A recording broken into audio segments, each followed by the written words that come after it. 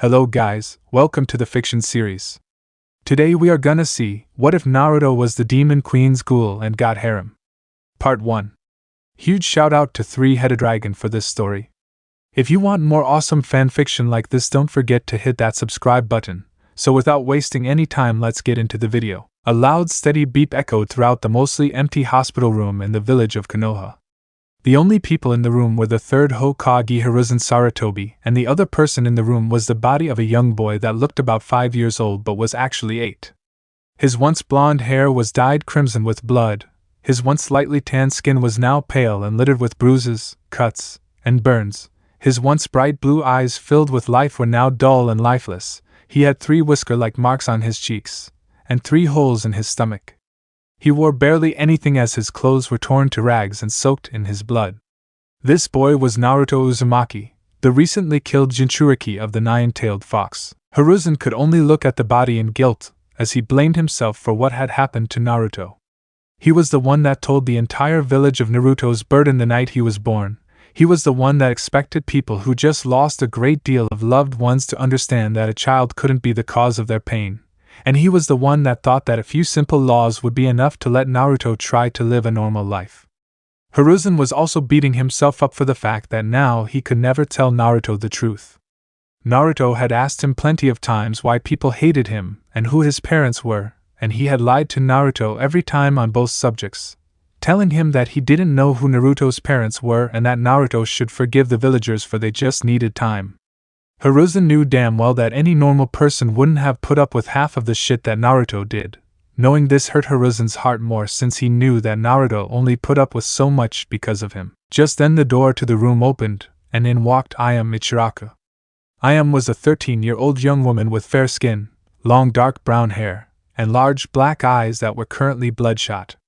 She wore a waitress outfit with black low-heeled sandals. The front of her outfit was covered in blood since she was the one to find Naruto and bring him here. Naruto had been coming to her father's ramen stand since he was 4, and even though people called him a demon and a monster, she and her father only ever saw a hungry little boy. Hearing the steady tone from the heart monitor, and seeing the lifeless eyes, Ayame knew right away that the little boy that she and her father adored was gone. As that information sat in her mind, she simply walked over to Naruto's body, laid her head on Naruto's chest, and started to loudly cry. Seeing this only made Hiruzen's self-hatred grow as he clenched his fists tightly while looking down in shame. Minato, Kushina, I've failed you in the worst way possible. Hiruzen thought to himself. Limbo. Currently Naruto is sitting on the ground in a large gray void while a woman walked around him and seemed to be sizing him up. The woman was rather tall, standing at 6 feet 3 inches with pale white skin, bright red eyes, waist-length ink black hair, an hourglass figure, wide hips, thick thighs, long legs, GG cup breasts, and a fat ass.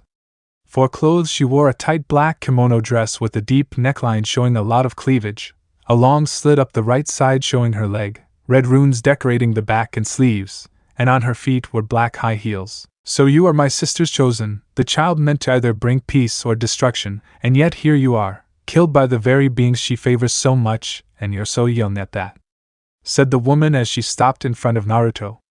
Her voice was beautiful and seductive but also carried a dark edge to it. Who are you and where am I? Asked Naruto as he looked around.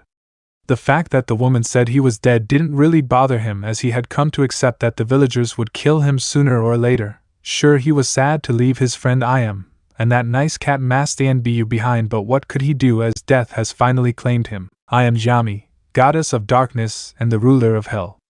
As for where you are in limbo, or the world between life and death, said the now named Yami. Are you here to take me to hell for the fox's crimes, Yami-sama? Asked Naruto. Oh, so you know about the fox Naru-chan?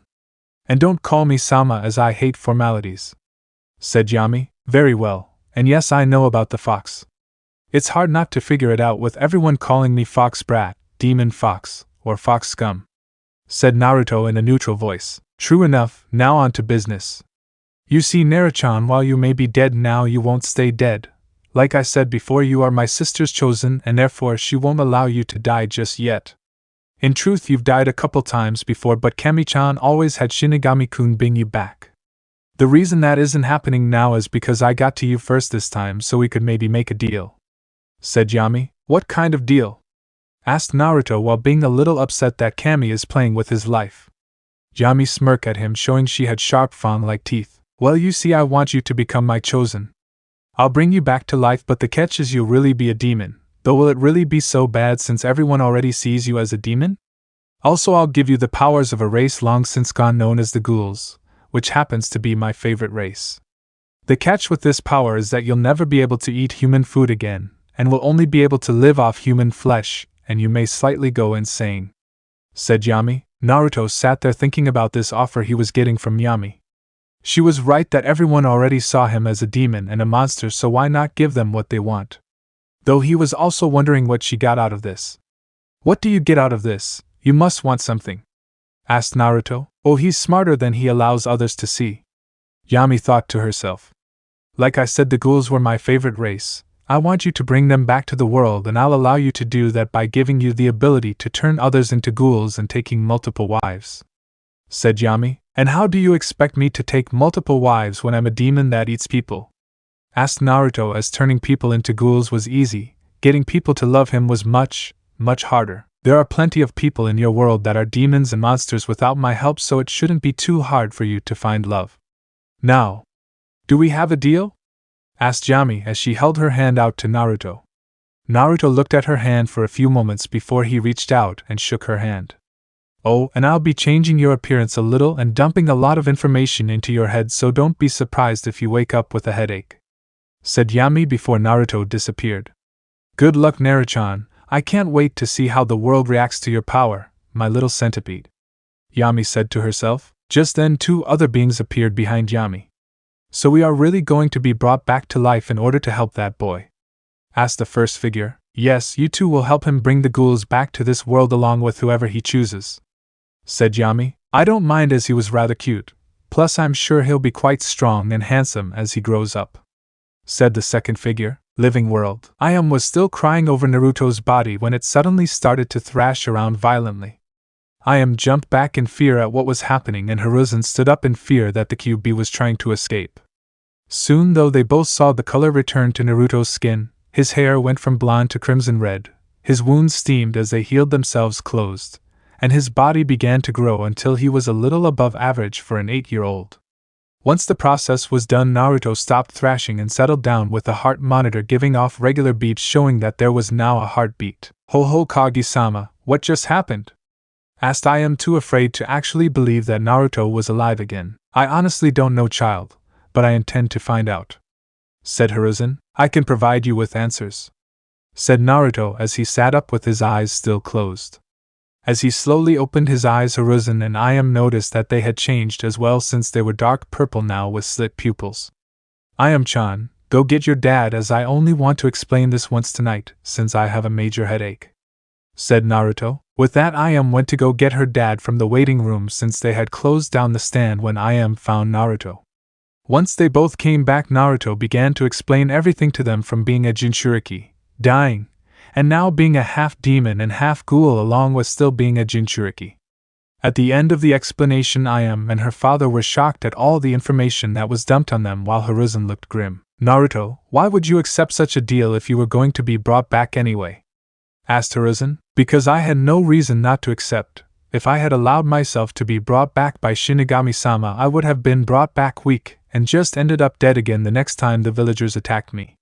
It also doesn't help that I don't like the fact that Kami was playing with my life. The first time I died, I should have been allowed to rest in peace.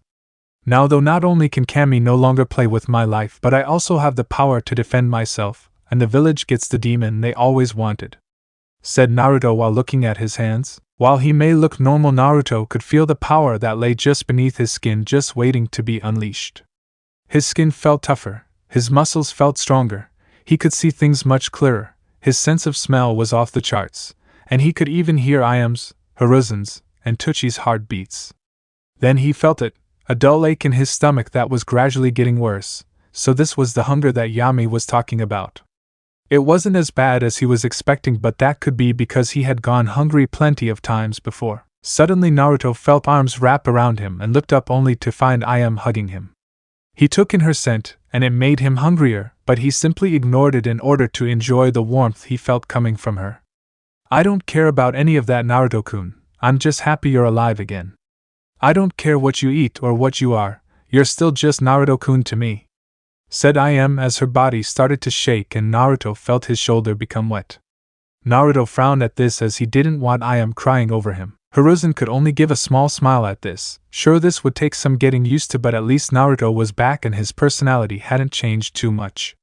"Speaking of your new eating habits, Naruto-kun, how are we going to handle that?"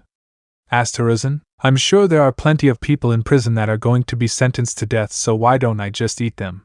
said Naruto. "I was already planning that, Naruto, but I can't just have you walk into our prison every time you're hungry," said Hiruzen. Tucci took a deep breath at this before coming to a decision.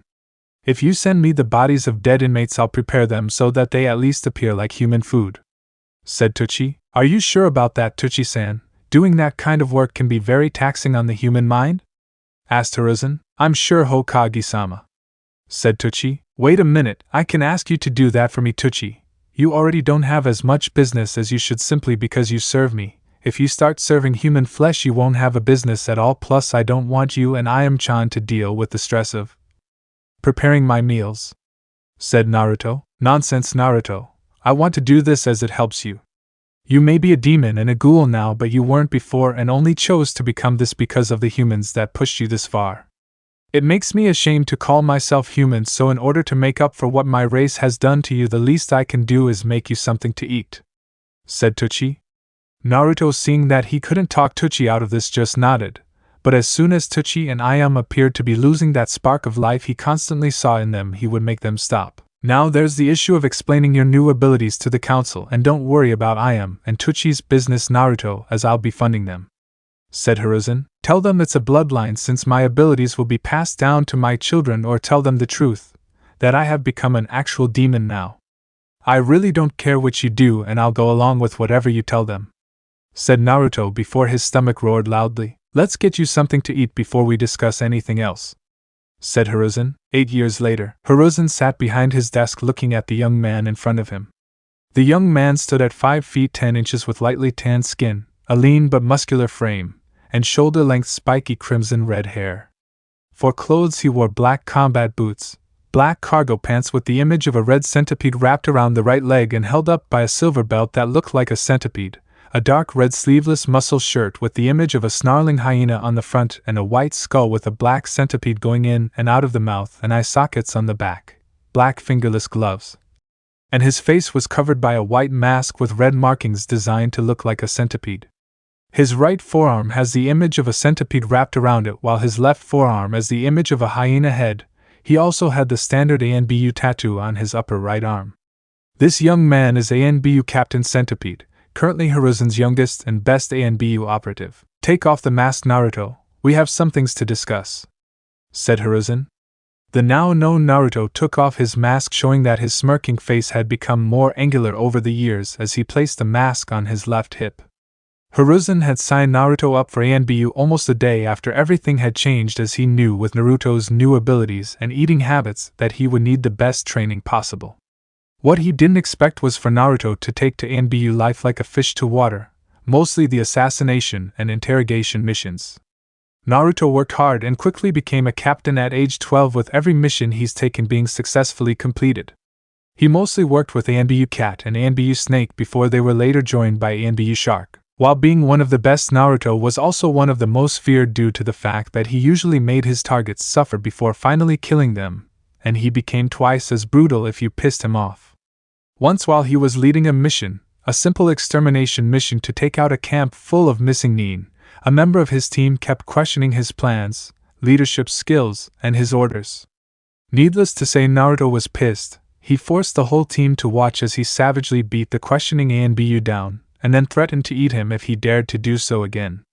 He then proceeded to destroy the camp on his own while eating the ones he found had the most flavor. After that, it became an unspoken law that you do not question Centipede, and when he gives you orders you fucking follow the orders. "So, old man, what's so important that you're calling me by my name rather than my code name? The council giving you crap again?" asked Naruto. "Like you wouldn't believe," said Hiruzen with a tired sigh. "You know, if you'd just let me eat them, it would get rid of some of your problems," suggested Naruto, "and create a list of new ones so no, you can't eat them." Anyway, I called you here for a mission. I have reason to believe that one of the Academy's teachers is a traitor for my former student Orochimaru. I want you to go to the Academy and see if you can find anything, and if need be bring the traitor in or bring him down. Also, I'm putting you on a genin team," said Hiruzen. "What? You're demoting me?" yelled Naruto, not at all happy about being demoted from ANBU to genin. "No. Well, sort of. I'm making you a genin, but it's also a mission. Do you know Sasuke Uchiha?" asked Hiruzen. "Of course I do. He's the last surviving Uchiha after his brother went crazy and killed his whole clan save for his little brother. If I remember correctly, you sent me on a mission outside the village so that I couldn't grab one of the bodies and snack on it. Not cool, by the way. I bet those Uchiha were tasty since they only ate the best kind of food," said Naruto, though he grumbled the last part to himself. He then started to grumble about how he had to miss out on a feast because of mean old men. This made Hiruzen's sweat drop. "Naruto, please focus. Sasuke Uchiha has been deemed a flight risk, so I'll be placing you on his team in order to keep an eye on him. And no, you cannot eat him. If he tries to betray the village, you are to capture him and bring him back to the village, where we will milk him for as much of his sperm as possible. Then you can eat him," said Hiruzen. "Very well, but I hope you don't expect me to change how I act just because a bunch of wet behind the ear genin might get offended. I'm the infamous Centipede. I'll chew you up and shit you out, literally, if you piss me off," said Naruto. "Just try not to traumatize them too much. Some of them are future clan heads. Your mission starts tomorrow at team placements. Now, with that out of the way, how's the family?"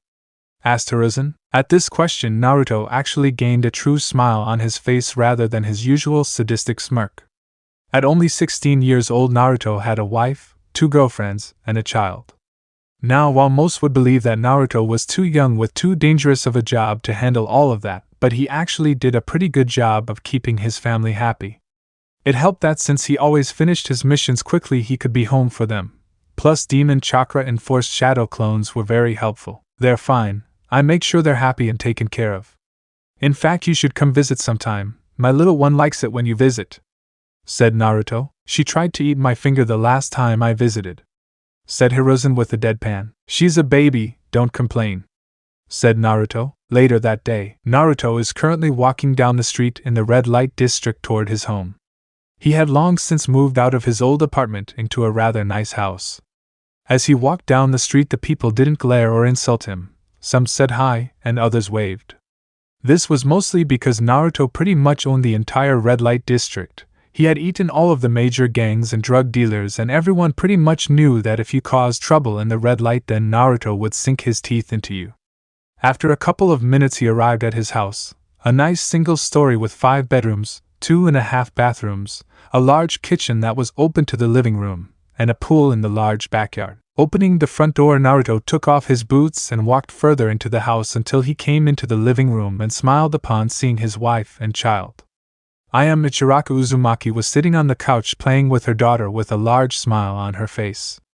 Had only grown more beautiful over the years, as she now stood at 5 feet 6 inches with a slim figure despite having had a child, her dark brown hair reaching the middle of her back, large D-cup breasts, long legs, and a nice firm ass. She's currently wearing black pants and a yellow t-shirt. Naruto and started dating when he turned 13. He married and turned her into a demonic ghoul like him at 14, and they had their daughter around the time he turned 15. They named her Hinami Uzumaki. Hinami looked much like her mother with her fair skin and brown hair, but she had her father's purple eyes. She was currently wearing a yellow dress with a matching bow in her hair.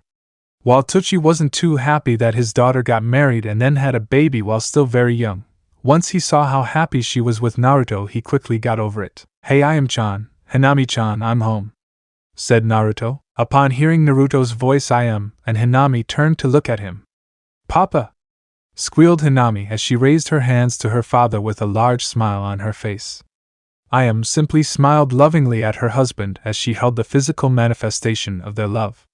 Naruto crouched down and held his arms out. Seeing this, Hinami wiggled out of her mother's hold and onto her feet before she started to waddle over to Naruto.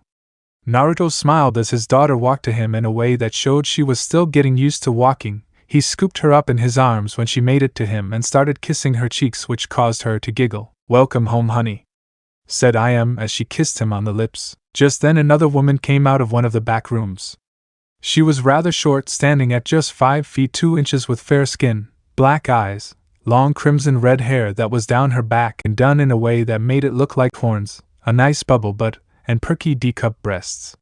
She was currently wearing simple black pants, a cream-colored shirt, bandages loosely wrapped around her neck, and a Konoha headband on her forehead.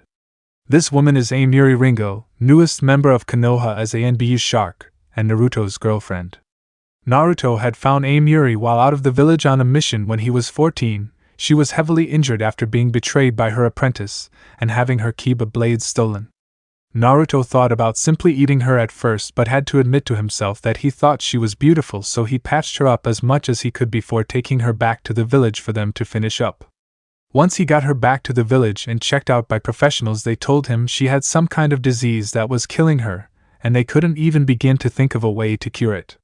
When she was well enough to move on her own, she thanked Naruto for saving her, and then tried to leave in order to get her swords back. Naruto tried to stop her by saying she wasn't well enough to leave, but she was stubborn, and challenged him to a fight. If she won, he'd let her go, but if he won, she'd stay and rest a bit more.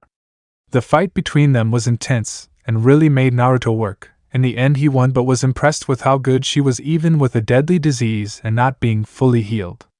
After the fight, Amiri asked him about the abilities he used during their fight. He told her what he was, and instead of being sickened or fearful, she actually found it hot.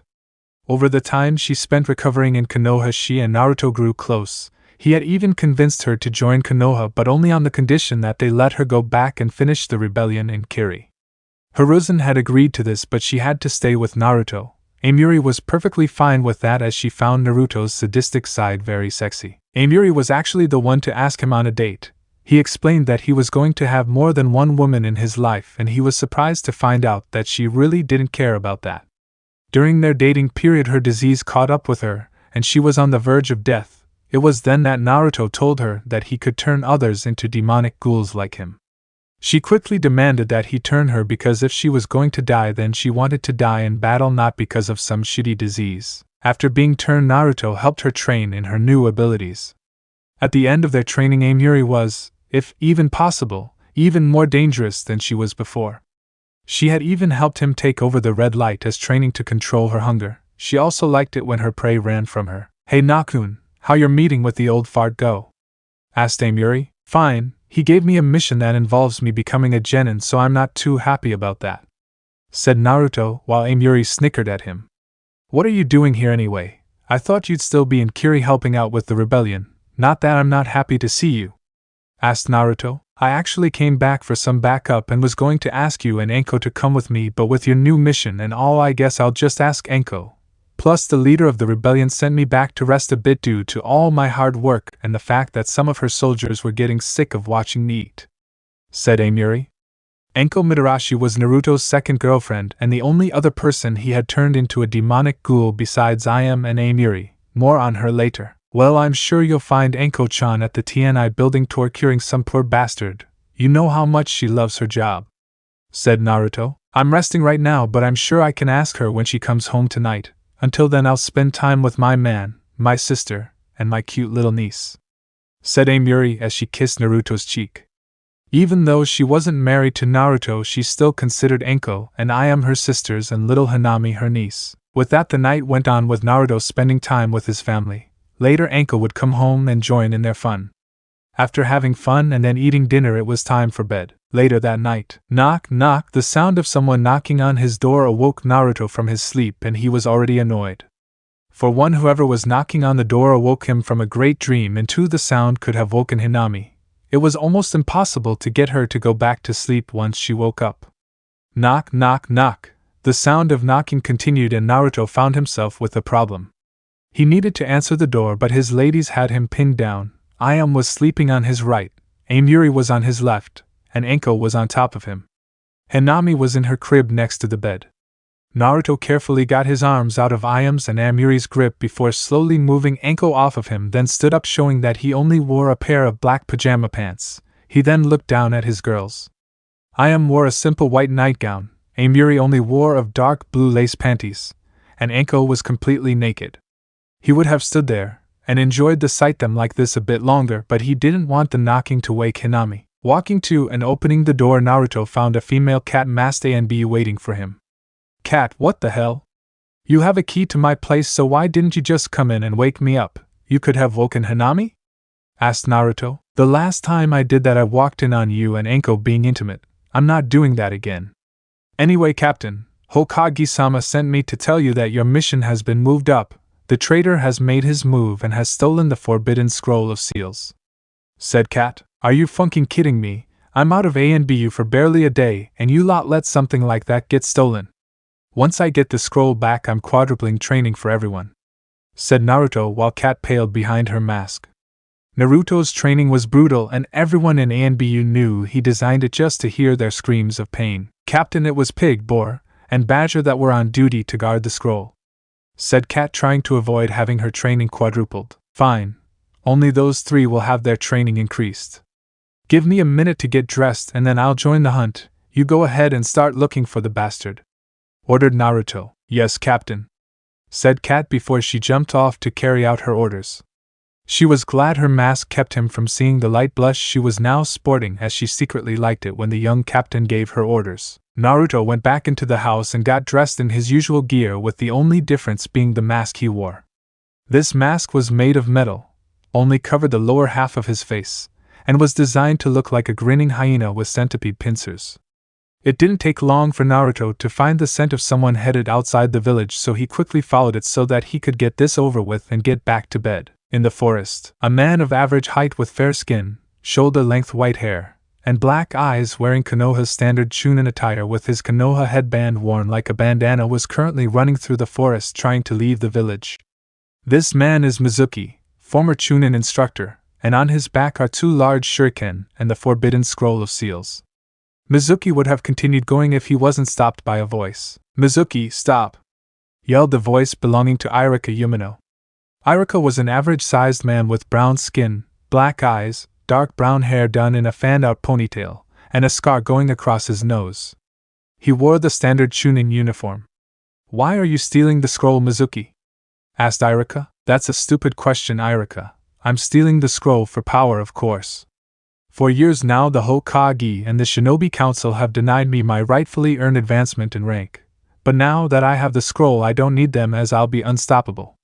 Said Mizuki. Wow, you chose to be the generic bad guy stealing things for power, and here I was hoping you'd be original. Said a voice from above them. Looking up, they saw Naruto sitting on a branch higher up. The demon.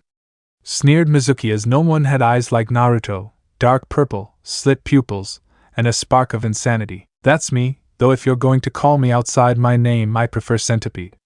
Said Naruto. Please, you're nothing like A&BU Captain Centipede.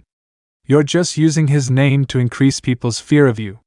Said Mizuki. Whatever helps you sleep at night, as I'm sure people fear me enough as it is, especially since you and your friends attacked my house the night my daughter was born. You ran away like a bitch when I started killing your little group, though. If you want, I still have some of them in the fridge if you want a piece.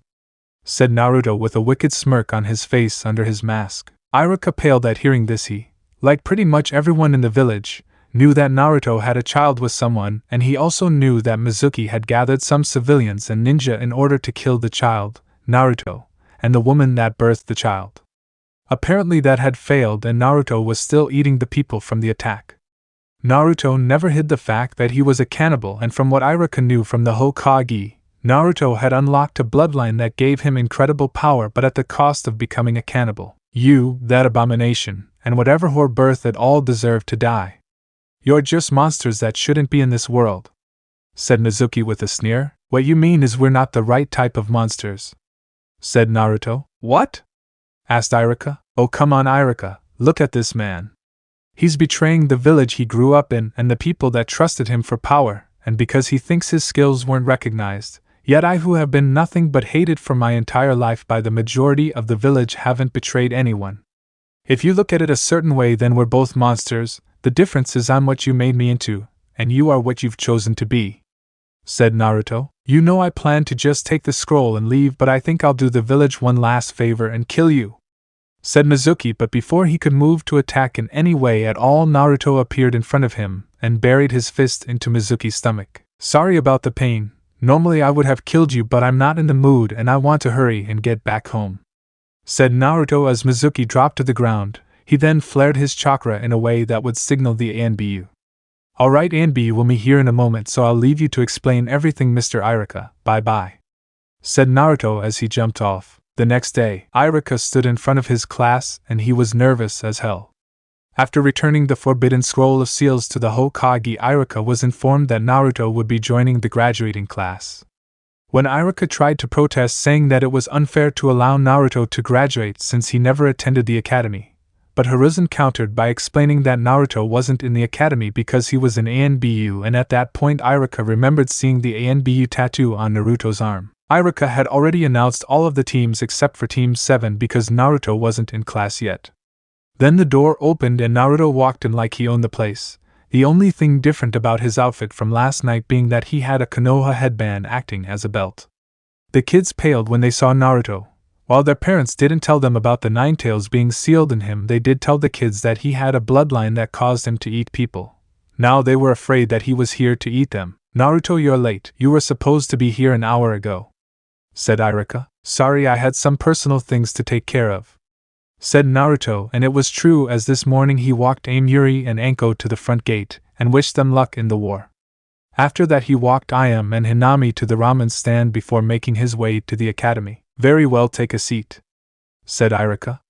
Naruto nodded, headed up to the last row of seats and sat down.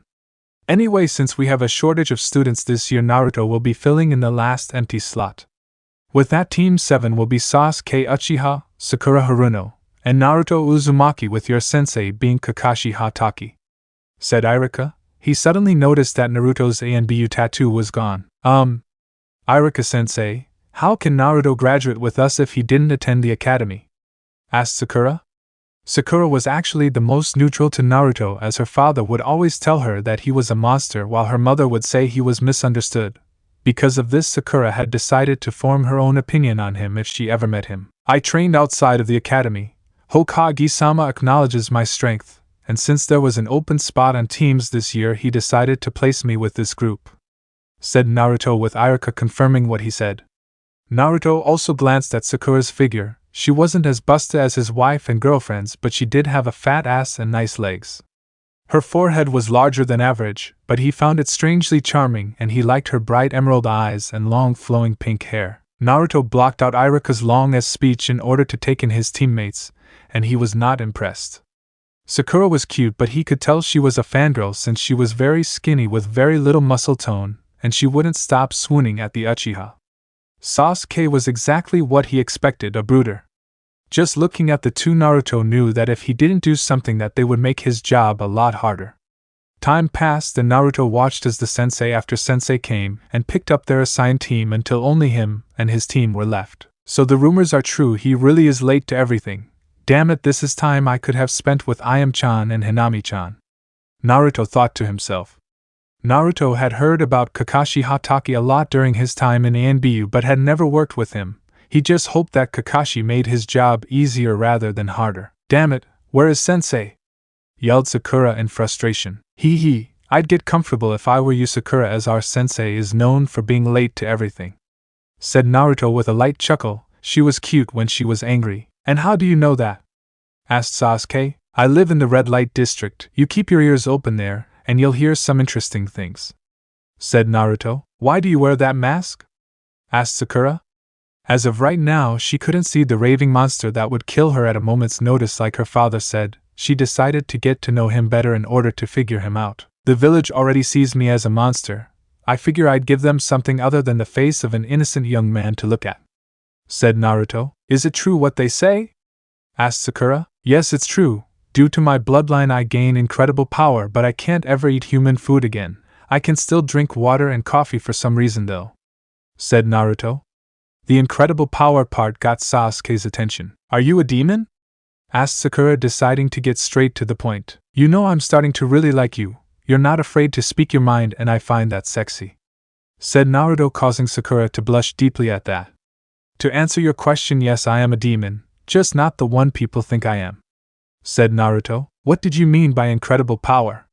Asked Sasuke. You'll find out in time, said Naruto, not wanting to give away all of his secrets. 3 hours later, Sakura was pacing around the classroom in frustration at her sensei being so late.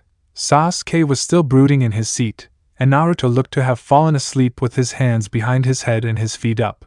In reality, though, Naruto wasn't sleeping and was watching Sakura's ass. He really liked her ass. "God damn it, where is he?" yelled Sakura. At that point the door opened and showed a rather tall man with gravity-defying gray hair, fair skin, and a single black eye.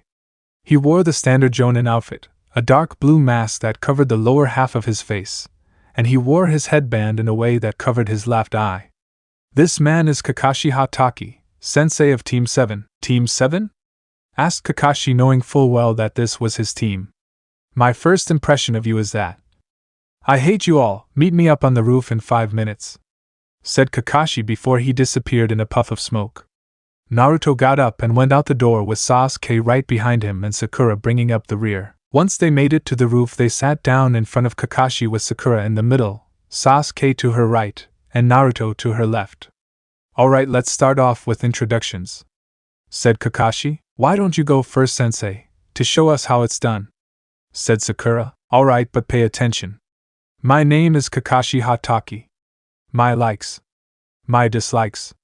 I have lots of hobbies, and as for my dreams, well, I haven't really thought about it," said Kakashi. "All we learned was his name," thought Sakura and Sasuke at the same time. Naruto already knew all he needed about Kakashi, so he didn't care about the introduction. "Now then, it's your turn, so why don't you go first, Pinky?" said Kakashi. Sakura gave Kakashi a glare for the nickname before she started her introduction. "My name is Sakura Haruno. My likes are," looks at Sasuke and giggles. "I mean, who I like does the same thing. My dislikes are Enopig and those that make fun of me. My hobbies are," looks at Sasuke and giggles in a creepy way.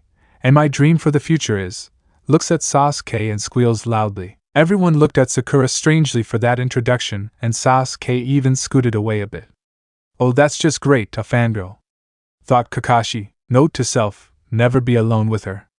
Thought Sasuke. Yup, definitely need to do something about her being a fangirl. Thought Naruto. "Oh.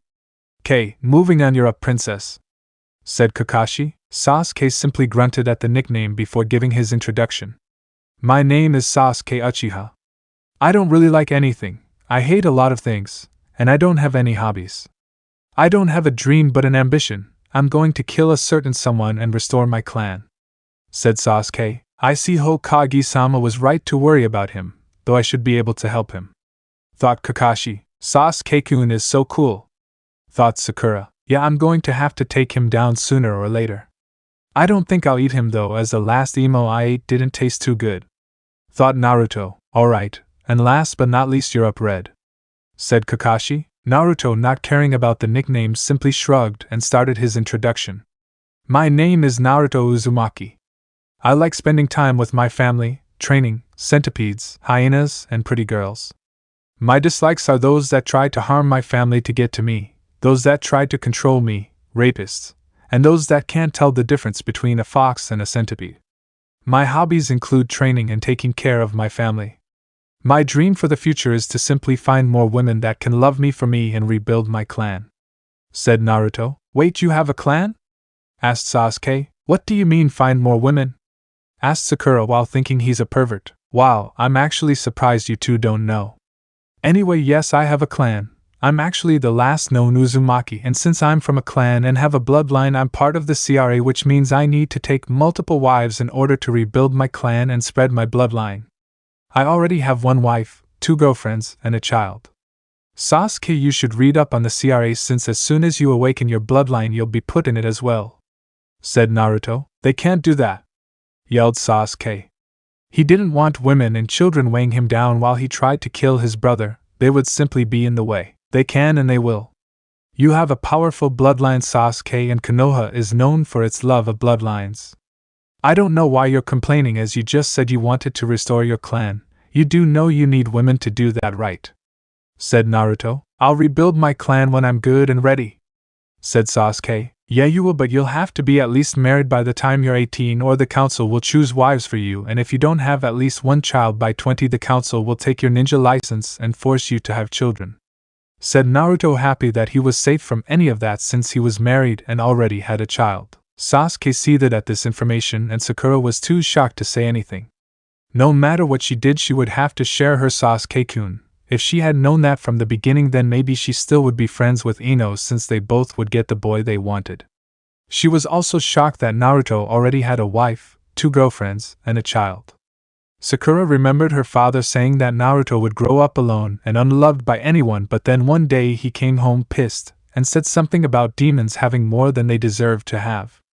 Sakura frowned slightly at this, as Naruto seemed fine to her so far. She'd have to get to know him better to fully understand why so many people saw him as a demon. I'm surprised the council would want a bloodline like yours to spread, said Kakashi without looking up from his book. Naruto grinned widely under his mask before he replied. The civilian council doesn't, but since it was a matter concerning a clan and a bloodline, they had no say in the matter. For the shinobi council, only the Uchiha clan head didn't want my bloodline to spread. The other clan heads decided that the positives of my bloodline outweighed the negatives, said Naruto. I see. Well, in any case, you all are not official genin yet. The academy was just to see who had what it takes to take the real genin test, so be at Training Ground 7 tomorrow at 7 a.m. And don't eat breakfast since you'll just throw up, said Kakashi before he disappeared in a puff of smoke. Sakura was shocked at this information. Sasuke was mad but was sure he'd passed the real test as well. And Naruto simply shrugged and stood up.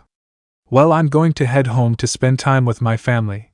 I suggest being at Training Ground 7 at 10 a.m. Since he was late today, he'll most likely be late tomorrow, and make sure to eat breakfast. It's never good to go into battle on an empty stomach, said Naruto as he started to walk off. HN, said Sasuke as he too started to walk off. Sasuke-kun, you wanna go out on a date? Asked Sakura. No, said Sasuke without even turning back to look at her. Sakura looked down in sadness before following her teammates. The next day, Naruto walked into Training Ground 7 at 9:30 a.m. and the first thing he saw was Sasuke and Sakura, and from what he could tell they had been here for a while. Naruto shook his head at this, as it was clear they didn't listen to him. Oh well, they were fresh genin, and of course they thought they knew more than someone they never saw in the academy. If they were tired from being here too early, then most likely they didn't eat either. He would give them some of the food he has sealed on him, but he didn't think they'd like it. Why are you so late, Naruto? Asked Sakura. I'm not late. I told both of you that Kakashi-sensei is always late, so I came closer to the time he would really be here. Both of you are really early, said Naruto as he sat down under a tree. Sakura wanted to be mad, but she was too tired and she had to admit he had a point. She had researched her sensei yesterday when she got home and found out that Naruto was right about him always being late. The only reason she came early was to hopefully get some alone time with her Sasuke-kun, but he ignored her the whole time. 30 minutes passed and then Kakashi finally appeared in a swirl of leaves. Good morning, everyone, said Kakashi.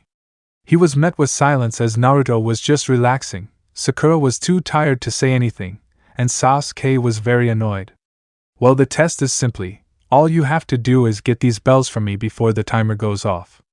Anyone who doesn't have a bell by the time the timer goes off will fail and be sent back to the academy, said Kakashi as he took out 2 bells and a timer. But Kakashi-sensei, there are only 2 bells, said Sakura. That is correct, because no matter what, one of you will be going back to the academy, said Kakashi as he walked over to one of the stumps and sat down the timer. You can use any weapon you want along with any jutsu you know. You'll have to come at me with the intent to kill if you want to get a bell. Your test starts now, said Kakashi as Naruto, Sasuke, and Sakura disappeared in order to hide. A few minutes passed and Kakashi was still standing in the middle of Training Ground. They've hidden themselves well and I can't even find Naruto, Kakashi thought to himself. With Sakura. Sakura was hiding in a bush watching her sensei and wondering how she was going to get a bell when suddenly a hand covered her mouth and pulled her further into the forested area. She wanted to scream, but then the one holding her spoke. Don't scream, Sakura, I just want to talk, whispered Naruto as he slowly let go of her. Talk about what? Asked Sakura with a loud whisper. Working together to get a bell from Kakashi-sensei, said Naruto bluntly. But then Sasuke-kun will be sent back to the academy if you and I get the bells. I won't let that happen. Me and Sasuke-kun are meant to be together, so I'm sorry, Naruto, as you seem like a nice person, but Sasuke-kun and I are getting those bells, said Sakura. Naruto deadpanned at Sakura for a few moments before sighing and shaking his head at her. Very well then, good luck with whatever plan you come up with, said Naruto before he started walking towards where Kakashi was still standing while he stopped concealing his chakra. It was time for him to show these two newbies how to really fight. Damn, that was a lot of Sasuke-kun in one sentence, Naruto thought to himself. Sakura watched as Naruto walked away from her, and she was actually a little shocked that he didn't argue with her. After all, she did pretty much tell him that he couldn't be a ninja because she wanted to be with Sasuke. She actually felt a little bad about what she said now. He came to her for help, probably knowing that a fresh genin stood no chance against a jonin, and she turned him down simply because he wasn't Sasuke. Sakura decided that after the test she would apologize to him for what she said. She went back to her original hiding spot and watched as Naruto walked into the same field as Kakashi. With Kakashi was actually getting bored of just standing in one spot waiting for one of his potential students attack him. But then he finally felt Naruto's chakra and saw him walk out of the forest with his hands in his pockets. So one of them finally decided to confront me. I'm a little disappointed that they aren't working together, but I really didn't expect anything different, Kakashi thought to himself as Naruto stopped 10 feet away from him. So you're going for a full frontal assault? Asked Kakashi. Naruto said nothing as he stared at Kakashi for a few moments before disappearing from sight. Kakashi looked around for Naruto until his senses kicked in, and he looked up to see Naruto coming down with an axe kick. Kakashi jumped back to dodge the kick, and he was glad he did because when Naruto's heel hit the ground it cratered and cracked a bit. Your reflexes are good since most people die from my first attack. This might actually be some fun, so please entertain me if you can, said Naruto as he cracked his right index finger, like Kaneki and Yamori do, before he charged at Kakashi, who charged back at him. They clashed in a fierce exchange of taijutsu, with either of them giving the other any ground, though Kakashi was having a little trouble dealing with Naruto's style. Naruto's style was fast, flexible, precise, and powerful, a truly devastating style that Naruto used to the fullest. This is Naruto's Centipede fist. Kakashi and Naruto continued to trade blows until Naruto finally caught a hole in Kakashi's defense and gave a strong palm thrust to Kakashi's ribs, which caused him to slide back from the force of the strike. Kakashi didn't get time to breathe as Naruto quickly closed the gap between them and sent a fist towards Kakashi's face. But instead of hitting Kakashi, he hit a log that Kakashi replaced himself with. The log shattered upon contact with Naruto's fist, so Kakashi was lucky he survived that attack. Oh, so you actually managed to escape my last attack. It doesn't matter though, because while you can run you can't hide from me, yelled Naruto as he started to sniff out Kakashi. With Kakashi actually shivered when he heard Naruto yell that. The tone in his voice almost sounded like a hungry animal ready to hunt down its prey. I think I'll go and test the others and then come back to Naruto, whispered Kakashi in a nervous voice before he took off to find Sakura. With Sasuke, how is he so strong? It must be because of his bloodline, Sasuke thought to himself after watching the fight between Kakashi and Naruto. With Sakura, wow, Naruto is actually pretty strong, Sakura said to herself. Damn it, I should have just teamed up with Naruto in order to get my bell, and then I'm sure Sasuke-kun would have gotten a bell on his own, said inner Sakura. Hey Sakura, a voice whispered behind Sakura. Thinking it was Naruto again, Sakura turned around only to see Kakashi with his hands in the ram seal. She then saw a bunch of leaves swirl around her before she blinked a couple of times and found herself alone once again. Sakura, please help me, said a voice that Sakura recognized as Sasuke's. Turning to the voice, Sakura paled when she saw Sasuke leaning against a tree with multiple shuriken and kunai in his back, arms, and legs. Please help me, Sakura, please, begged Sasuke. Seeing this, Sakura did the only thing she could do. Hey ha! Screamed Sakura before she fainted. Once Sakura had fainted, Sasuke faded away with Kakashi taking his place. Maybe I should have used an E-ranked gain jutsu instead of a D-ranked one, said Kakashi with a sweat drop. He then substituted with a log that was quickly shattered by Naruto's fist. Damn it, Kakashi-sensei, stop running from me, yelled Naruto. I'm sorry, did you say something? Yelled Kakashi from a long distance away. The fact that you answered me means you heard me, Naruto yelled back. This time he was answered by silence. Looking down, Naruto placed his hand on Sakura's shoulder before he surged his chakra through her in order to wake her up. You okay, Sakura? asked Naruto. Yeah, thanks, said Sakura with a light blush on her face. No problem, now if you'll excuse me, there is a test to finish, said Naruto as he ran off to find Kakashi with Sakura following him. When they finally found Kakashi, he was standing over Sasuke, who was buried up to his neck. Sakura almost panicked until Naruto calmed her by telling her Sasuke was just buried. Oh, hello you two, I'm glad you could make it, said Kakashi with a nice smile before he quickly started to dodge attacks being thrown at him by Naruto. I won't let you escape me this time, Kakashi-sensei, said Naruto before he jumped back and started going through hand seals. Water style, water centipede jutsu, yelled Naruto as his mask opened up and he spat out fast stream of water that took the form of a giant centipede. Kakashi was surprised by this but still managed to dodge the attack, only to then have to block a kick from Naruto. He then grabbed Naruto's ankle and threw him away, only for Naruto to recover in mid-air and land on his feet. Naruto flew through hand seals before throwing his hands toward Kakashi.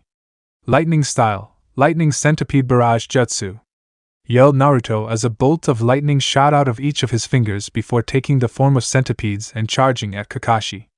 Kakashi managed to dodge 7 of the centipedes, but the last 3 hit him in the chest, only for him to then crumble into dirt, showing that he was an earth clone. Naruto then jumped back just as Kakashi came out of ground and tried to use the headhunter jutsu like he did on Sasuke. With Sasuke and Sakura, both genin hopefuls, were watching in shocked silence as they watched Naruto fight Kakashi. Sakura was actually a bit ashamed of herself since she seemed to be the weakest member on the team. Sasuke proved to be the strongest during the academy, and Naruto was showing that he was pretty strong despite not going to the academy. Meanwhile, she was taken out by a simple gain jutsu, and not even a high-ranked one at that. Sasuke, on the other hand, was seething on the inside. He wanted to know what made Naruto so strong, but from what he was seeing, Naruto was only doing things that a normal ninja could do, so there was no bloodline at work as far as he could tell.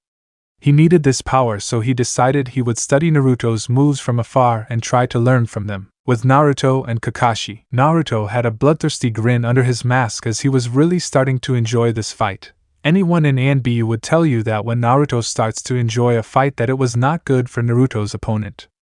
Naruto then created 3 sealless shadow clones, and all 4 of them started going through hand seals. Shadow clones? Where the hell did he learn that? Thought Kakashi in surprise. Kakashi knew Naruto was a Jinchuriki, so he wasn't surprised that Naruto had the chakra to do it. He was surprised he knew how to do it. Fire style, burning centipede jutsu, yelled Naruto clone number 1 as his mask opened and allowed him to spit out a giant centipede made of fire. Wind style, great breakthrough, yelled Naruto clone number 2 as his mask opened and he blew out a strong gust of wind.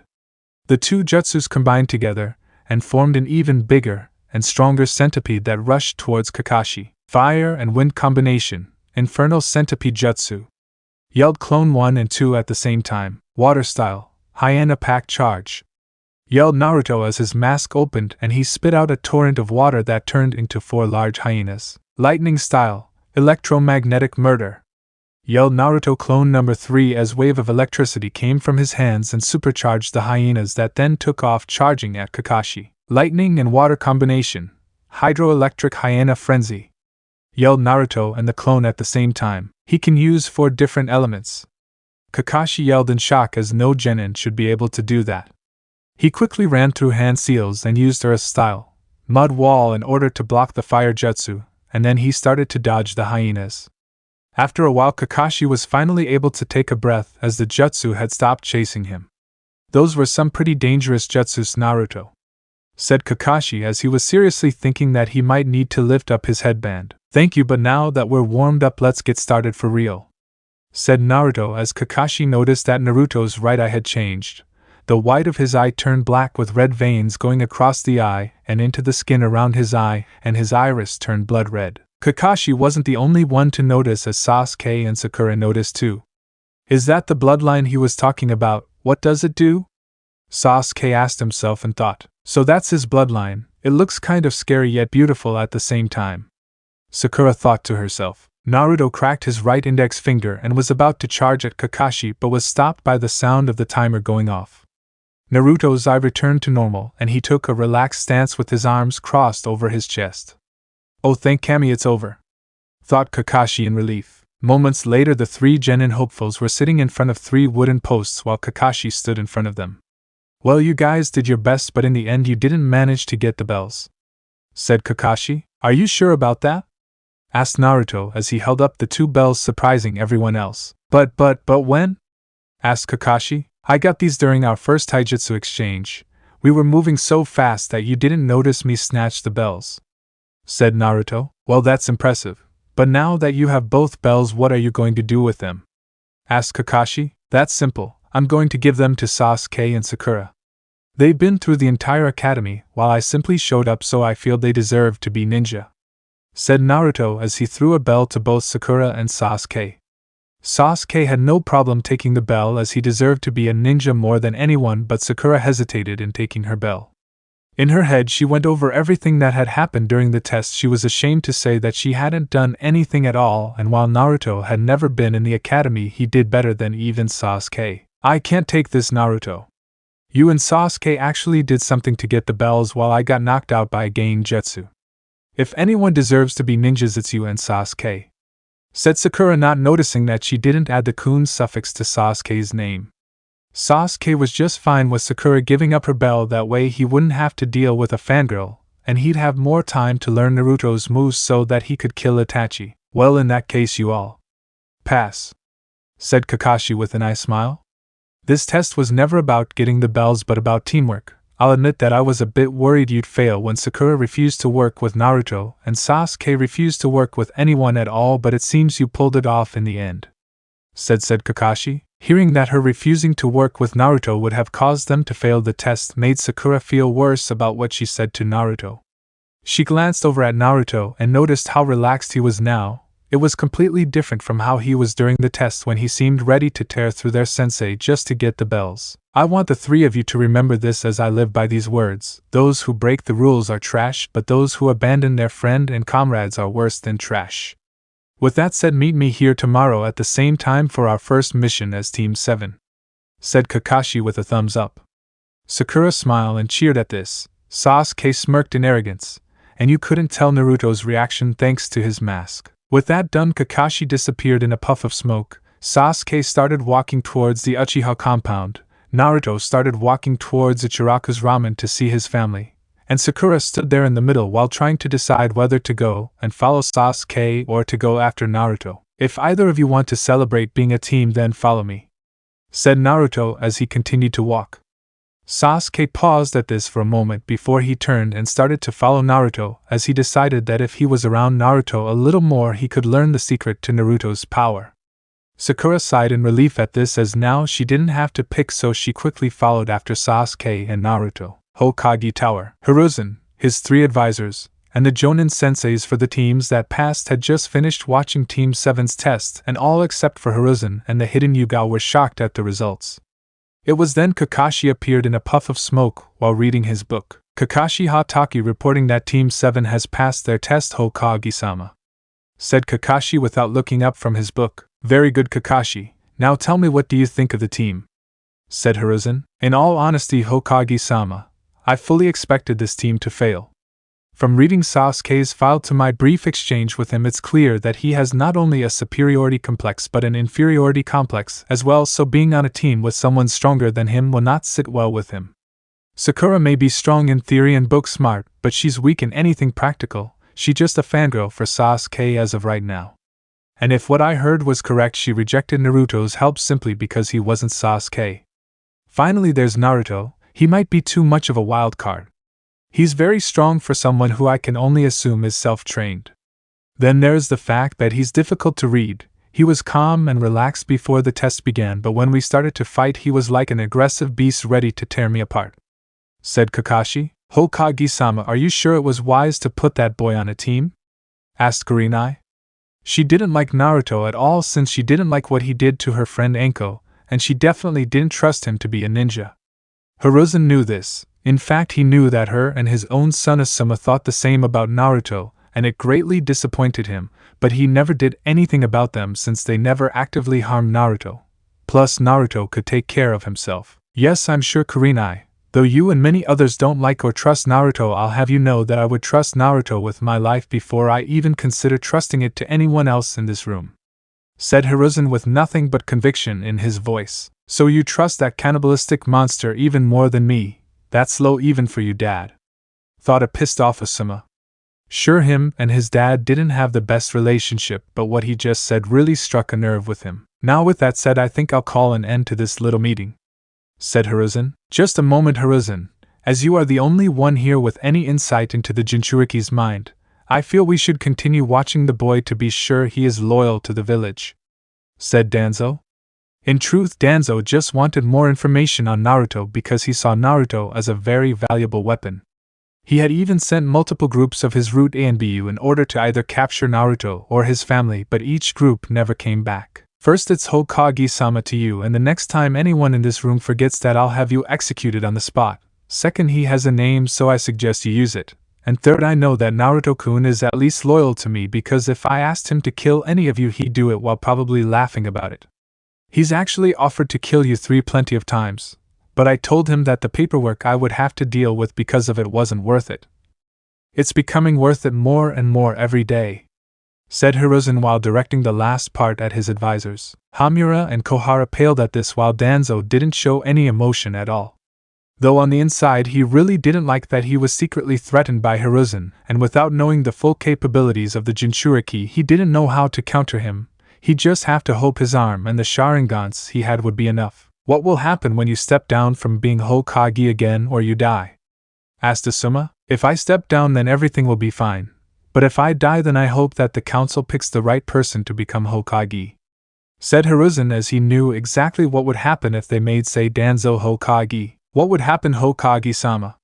Asked Guy. If the new Hokage tries to make Naruto into a weapon or harm his family in any way at all, I have full faith that Naruto will personally declare war on the village, said Hiruzen with his voice nothing but serious.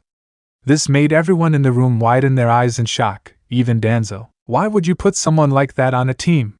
Screamed Kurenai. I'll let that little outburst slide this time, Ms. Yuhi, but I suggest you watch your tone. I'd put Naruto on a team because of what I just said. Growing up, Naruto has had very little love or trust for this village as the people in it treat him lower than dirt. Naruto currently only has a very small part of the village that he cares for, and that's the people in the red light district, his family, and myself. As far as everyone else is concerned, he wouldn't give you a second thought if you died. With him being on this team though, Naruto will grow bonds outside of the red light, and therefore be more inclined to protect the village as a whole, said Hiruzen. What I just said was pure bullshit. If he does bond with anyone, he'll just move them into the red light, and then watch as the rest of the village burns. Hiruzen thought to himself. That information will be helpful in dealing with him during training, but I have to agree with Dasnodano. I'd like to see more of Naruto's personal life so that I can get a better read on him as a person, said Kakashi, though he really didn't like agreeing with Danzo at all. Very well then, let us watch, said Hiruzen as he activated his crystal ball once again. At Ichiraku's ramen, it only took a few minutes for the genin to reach Ichiraku's ramen, and once they walked inside, Naruto smiled behind his mask when he saw his father-in-law behind the counter, and his daughter sitting on the counter smiling. Naruto then took off his mask and therefore showing his whole face to his teammates for the first time. Sasuke of course didn't care, but Sakura blushed at just how handsome Naruto was, and the whisker marks on his cheeks just seemed to make his appearance even better. Papa! Squealed Hinami when she saw her father walk in. Naruto quickly walked over to her, picked her up, and started kissing her all over her face, which caused her to giggle. Hinami stopped giggling though when she saw Sasuke and Sakura. Number? Asked Hinami as she pointed at Sasuke and Sakura. Hee. No, Hinami, they're not food, they're my teammates. Sasuke, Sakura, this is my daughter Hinami, and the man behind the counter is my father-in-law Itachi, said Naruto with a laugh. Sasuke simply nodded, a little disturbed that the kid thought of him as food but otherwise not really caring. Sakura on the other thought that Hinami was adorable and quickly went over and started tickling her, causing Hinami to laugh loudly. Hey Pop, was Hinami-chan good while I was gone? Asked Naruto. Itachi smiled at his son-in-law while listening to his granddaughter laugh. She was just perfect, my boy. I even got some big tips just because she's so cute. I need a cup of coffee up here, said Itachi before yelling to the back. Naruto, with Hinami still in his arms, sat at the counter with his teammates, but since he knew neither of them had eaten anything, he ordered them both a small bowl of ramen. A minute later Ayam came from the back with a cup of coffee in her hand. "Alright, Dad, I got the coffee. Oh, Naruto, you're here," said Ayam with a smile. She placed the coffee down in front of him since she knew it was for him, and then leaned in and gave him a passionate kiss on the lips. Once they broke the kiss, they noticed that Sasuke and Sakura were looking at them. "Oh right, these are my new teammates, Sasuke Uchiha and Sakura Hareno. Sasuke and Sakura, this is my wife Uzumaki," said Naruto before picking up the coffee and taking a sip. Sasuke and Sakura just gaped at Ayam for a few moments. Sasuke thought she was beautiful, as she clearly had a better body than the kunoichi in his age group, with the only exception being Ino, but she was a useless fangirl in his mind.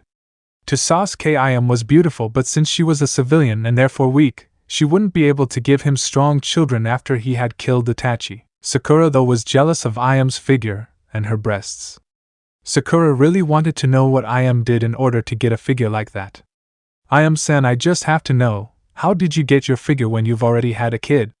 asked Sakura. "Oh well, I don't really do anything special. I eat 3 meals a day and I train with Naruto," said Ayam. "Wait, you train?" asked Sasuke, now very interested. "Yelp, I sure do. My husband and my soon-to-be sister wives are all strong ninjas, so I need to be strong in order to protect my family while they're away," said Ayam. Naruto smiled at Ayam, as she always worked very hard when she trained with either himself, Anko, or Amuri. Before they could continue talking, some big muscular guy walked in and was about to order from Tucci before he saw Naruto and Hinami.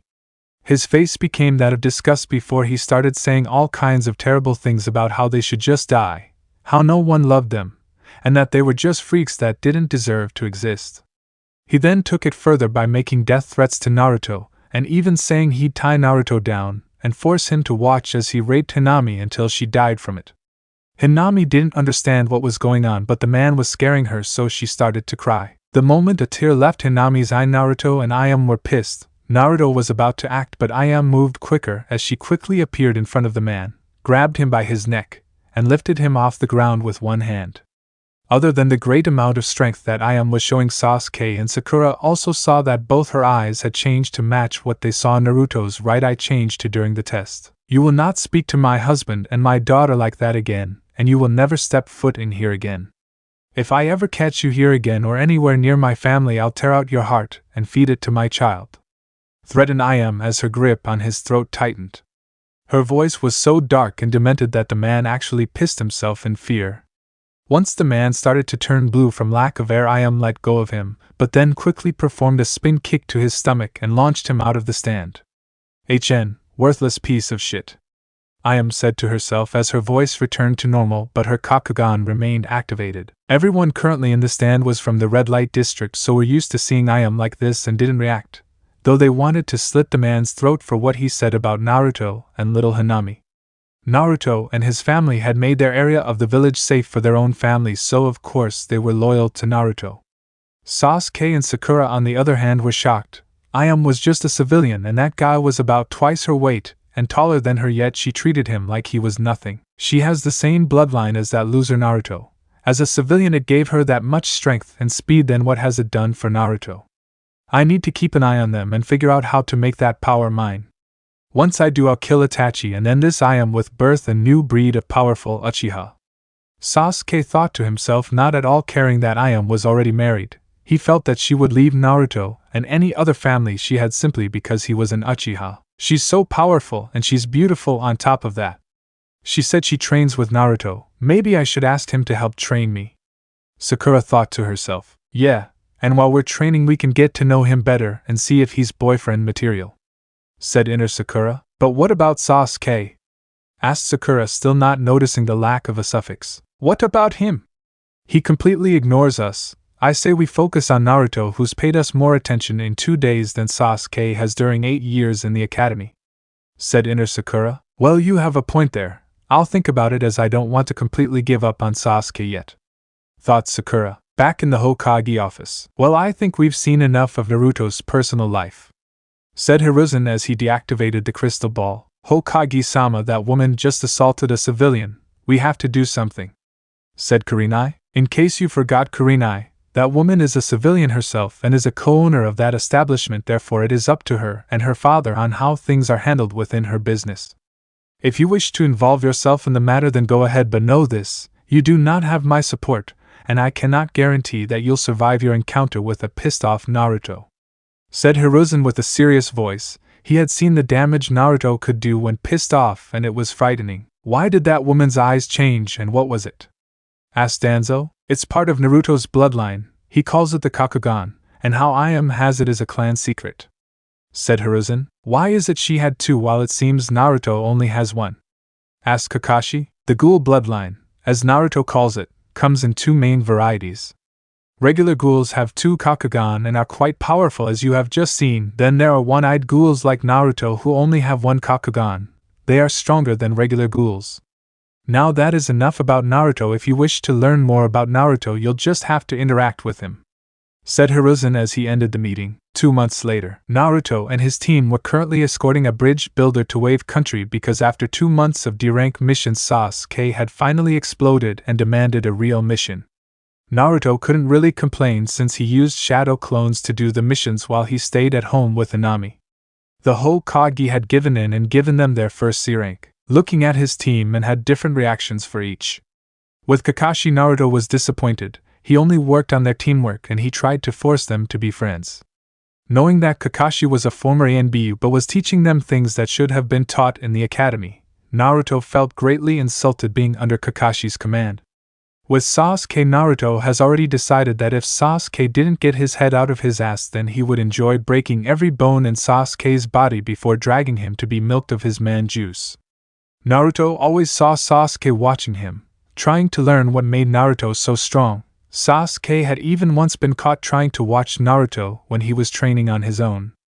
Sasuke had even once demanded that Naruto teach him everything Naruto knew. Hell, Sasuke had even had Naruto brought before the civilian council so that they could force Naruto to teach him. Naruto simply brushed them off by saying that since this wasn't a civilian matter, they had no power over him. He then left while giving them the middle finger. Sakura was the only member of his team that he had any positive feelings about. She had one day, after getting rejected by Sasuke again, came to him and asked for training. He warned her that it would be tough and he wouldn't hold back on her, but she accepted his training anyway. Looking at her now, Naruto could honestly say he had broken her of her fangirl ways and turned her into a real kunoichi. She still had plenty to learn, but she was already stronger than she was before. Sakura kept glancing at Naruto as they walked. After a full week of being rejected by Sasuke, she had stopped asking him out and asked Naruto to train her. He trained her hard and forced her off of all of her diets, and the results really showed. She was more confident in herself. Her legs, arms and stomach were much more toned. Her breasts went from an A cup to low cups. Her ass was bigger and firmer, and her style had even changed. She now wore calf-high black kunoichi boots, knee-length black tights, a short-sleeved tight red top that showed off her stomach with her clan's symbol on the back, black fingerless gloves, and she now wore her headband around her right bicep while her long pink hair was worn in a braided ponytail. During her training, Sakura had gained deep feelings for Naruto and asked him out on a date. She didn't expect him to say yes, but when he did, she was greatly surprised. The date was simple, a picnic on top of the Hokage monument at sunset, but to Sakura it was amazing. Despite not being able to eat human food, Naruto had Itachi teach him how to make good food off just smell and sight. Sakura loved the food and made sure Naruto knew it with constant compliments. After eating, they just talked and got to know each other better. She learned that her own father was one of his main harassers, which upset her as Naruto was a really nice person once you got to know him. A sadistic slave driver during training, but nice all the same. She looked at Naruto and blushed a little with a small smile on her face when she remembered how the date had ended. Flashback. "Thanks for walking me home, Naruto. I had a great time," said Sakura with a smile. "No problem, Sakura, and I had a great time too," said Naruto with a small smile, which of course Sakura could see since he wasn't wearing his mask.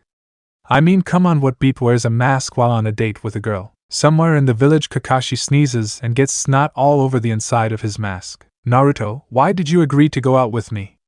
asked Sakura while looking down. "Why wouldn't I want to go out with you?" asked Naruto. "I've gained weight, my breasts are small, I'm not that great of a ninja, and I have a large forehead," said Sakura as tears started to gather in her eyes.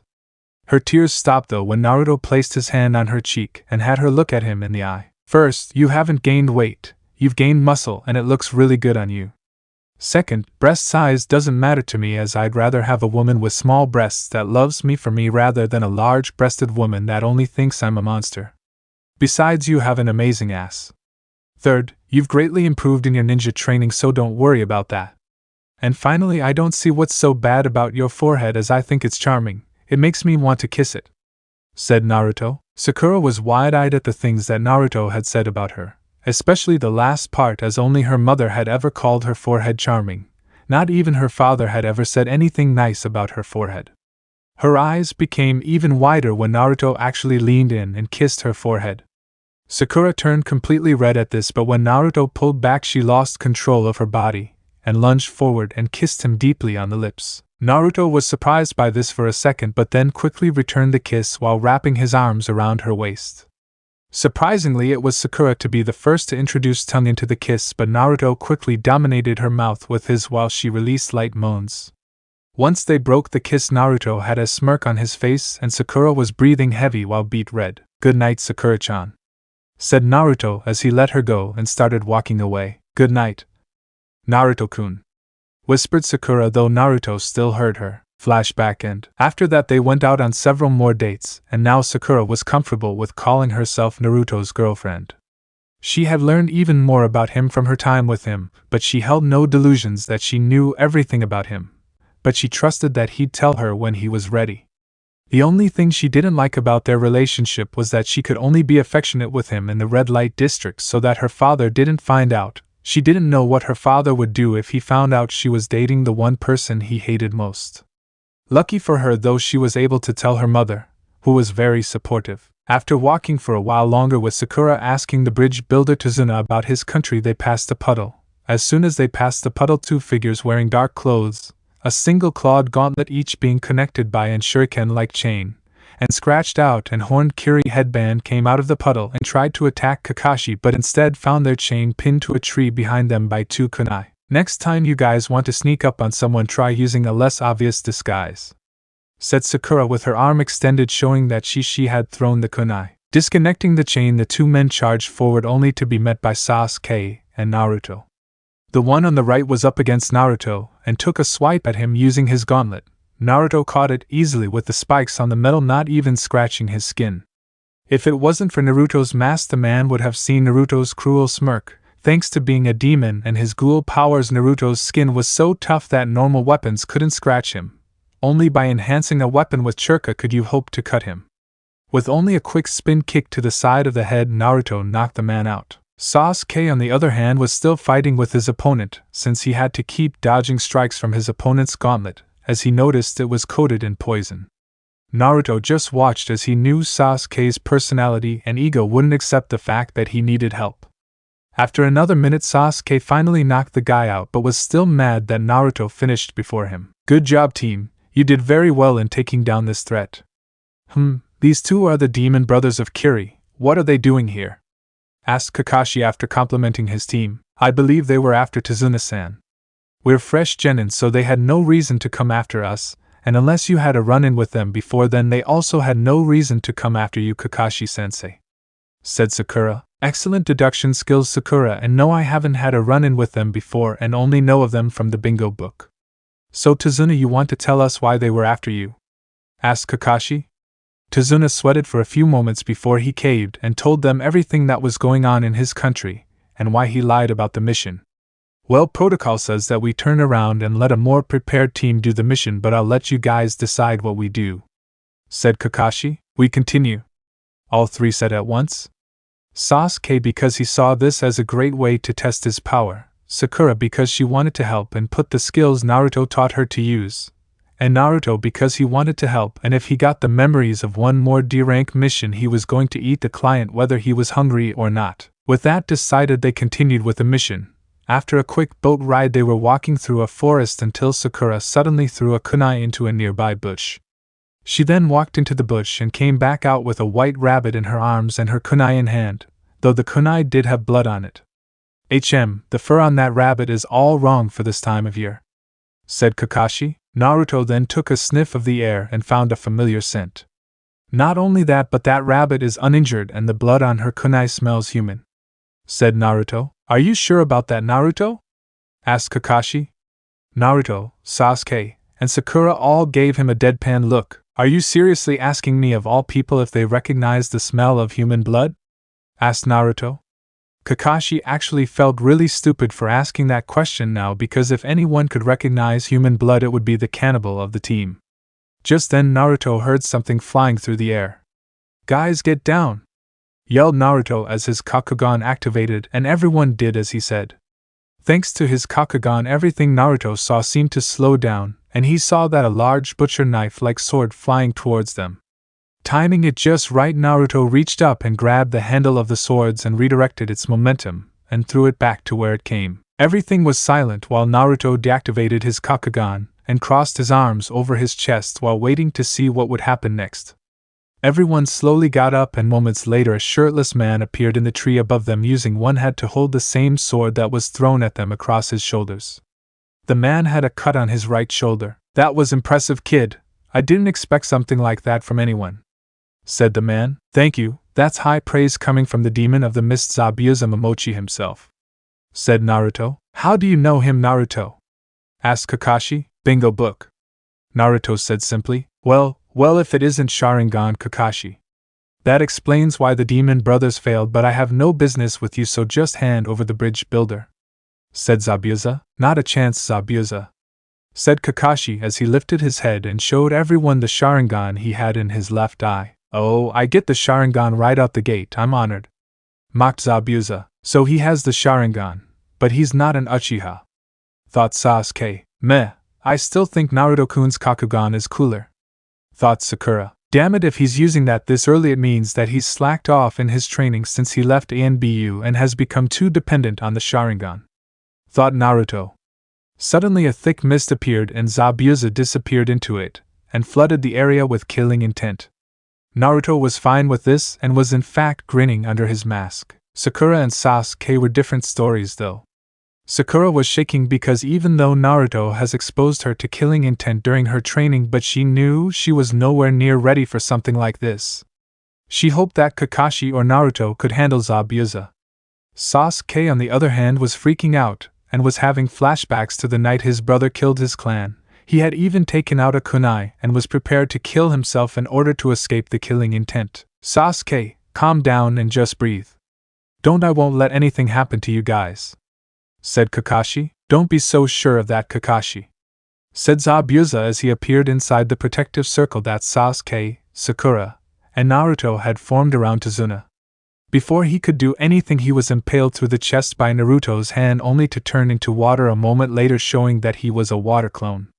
He then appeared in front of the genin only to have Kakashi put a kunai to his neck. It's over, Zabuza, said Kakashi before Zabuza turned out to be another water clone. You're right, Kakashi, it is over, said Zabuza as he cut Kakashi in half, but once again it was a water clone. Zabuza then quickly blocked a kunai strike from Kakashi. With that, the battle really took off, and as it was going on, Naruto was becoming more and more excited. It was getting to point that he was having trouble not activating his Kakugan. The fight soon ended with Kakashi being caught in a water prison and yelling for them to run. This was ignored as Sasuke rushed in like an idiot, only to be harshly kicked in his stomach and launched into a tree. This caused Naruto to sigh as he sent a shadow clone in order to get Sasuke, as it seemed he was having trouble getting up. Sakura, watch Tazuna-san and make sure Sasuke doesn't do anything stupid. I got this, said Naruto as he walked towards Zabuza, but not before smacking Sakura's ass. He really loved that ass. Sakura blushed darkly but nodded anyway. You know, since we're out of the village we can do all kinds of naughty things to Naruto-kun, said inner Sakura. Yeah, thought Sakura while getting a small nosebleed from the ideas running through her head. So you're next to get your ass kicked, kid, said Zabuza.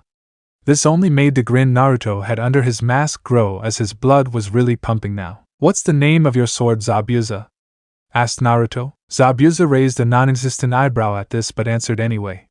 Her name is Kubikurbocho, said Zabuza. That's a good name for her, and you are obviously skilled with her, so I know this is going to be fun.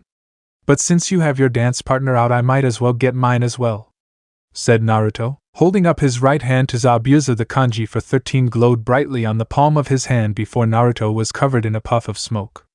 The smoke was blown away by Naruto twirling a large weapon around himself. Once Naruto stopped twirling the weapon, it was revealed to be a square and jagged scythe with an L-shaped blade and a sharp tip. Everyone, including Tazuna, could feel the power coming from the weapon, and for Sasuke, who was still holding his stomach in pain, it made him desire the weapon for himself. Zabuza, I'd like you to meet my dance partner, and her name is Jason.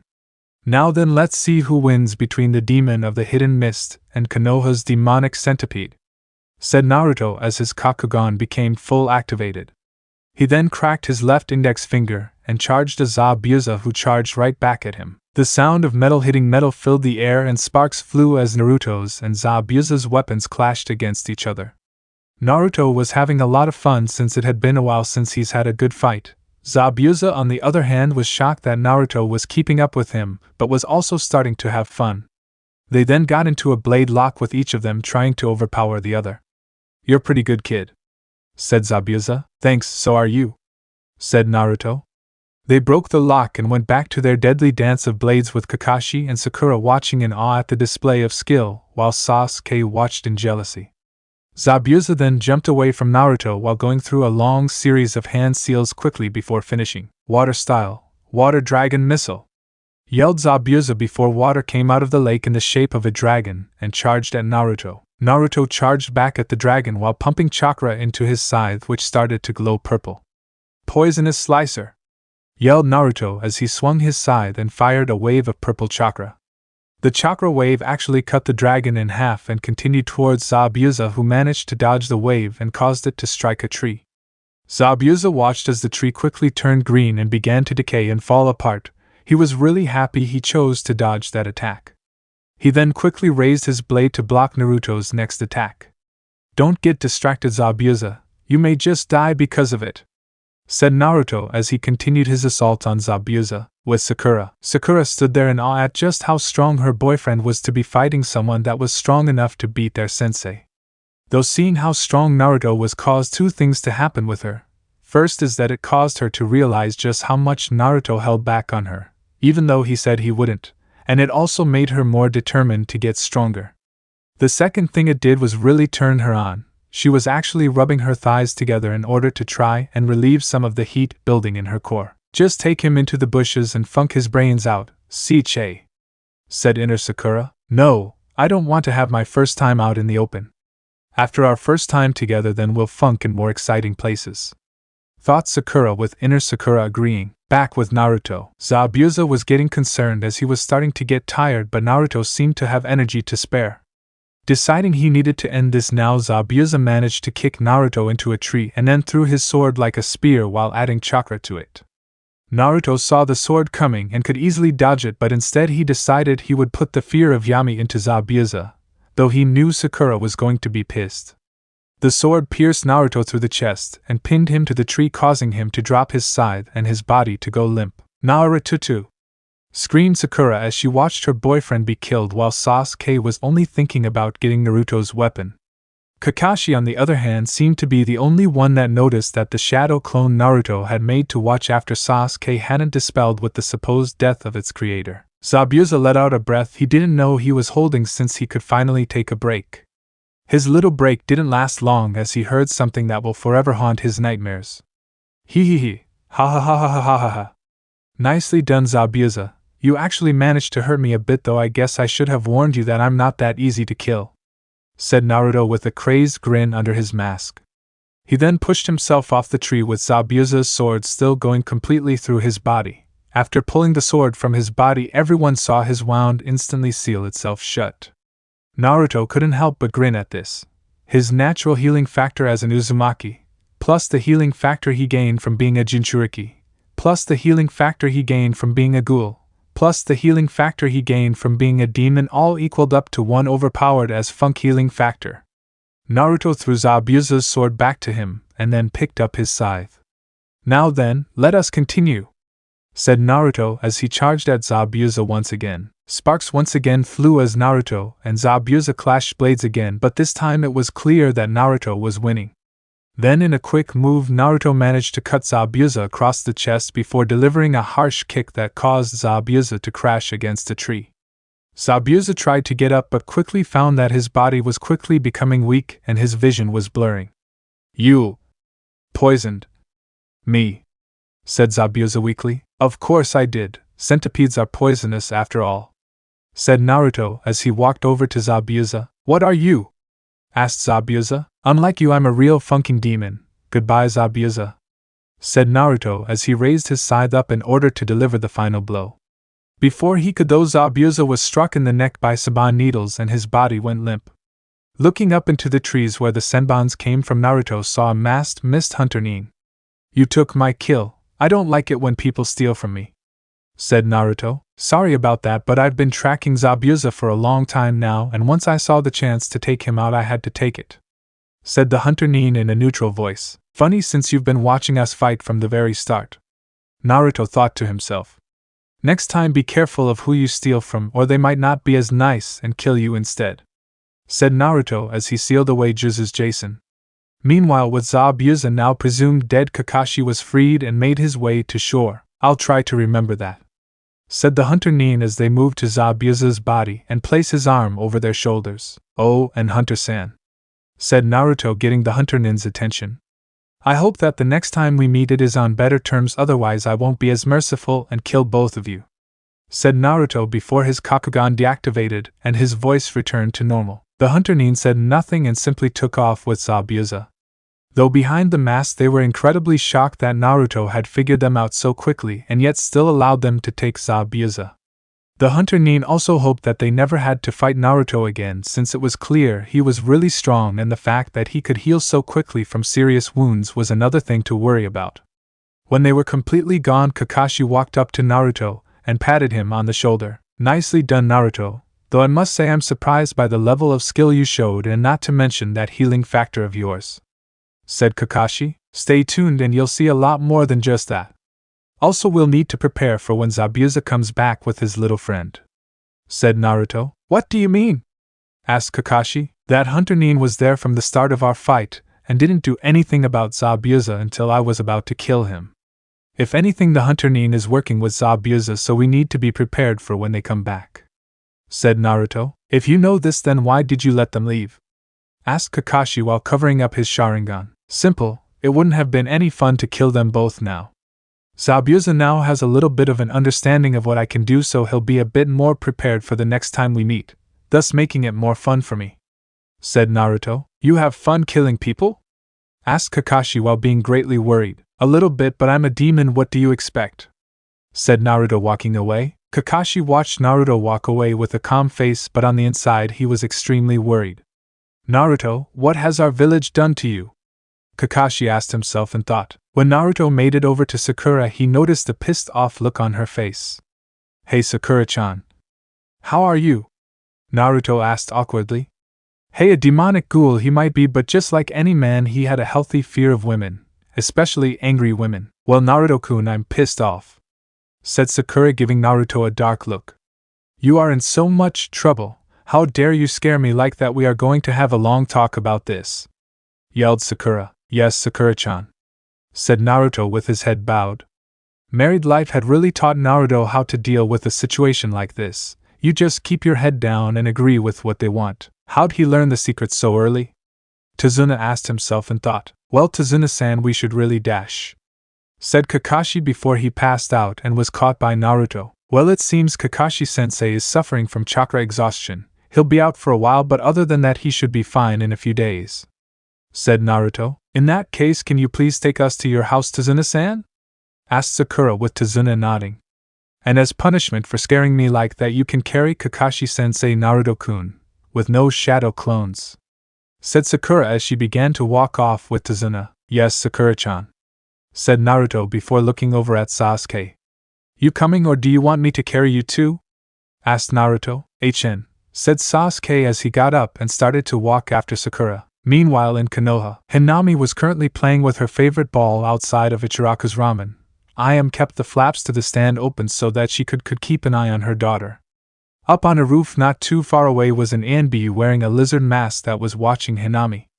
This particular ANBU didn't like Naruto and his family because he had lost his own family during the QB attack and blamed Naruto for it.